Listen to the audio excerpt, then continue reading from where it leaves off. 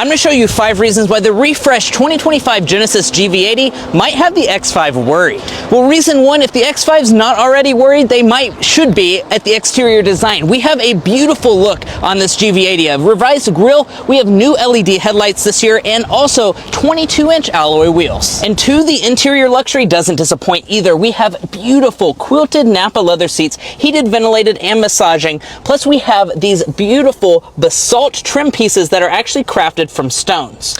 And 3, the tech in this GV80 is amazing. We have a single 27-inch display here that is absolutely fantastic resolution and has fantastic performance. Plus we have stuff like a fingerprint reader this year that we can use to start the vehicle. 4, your occupants are going to be happier in the GV80 because it has a nicer rear seat. We have a power sunshade, mirrors to gaze at our success, and we're also going to have a power adjusting second row that's both heated and ventilated. And 5th and finally, this Genesis has a 10-year warranty, which is certainly good for a luxury vehicle, plus 3 years of complimentary maintenance. Would you buy this Genesis GV80 for $81,000? Comment your thoughts down below and be sure to watch our full-length YouTube review for all the details.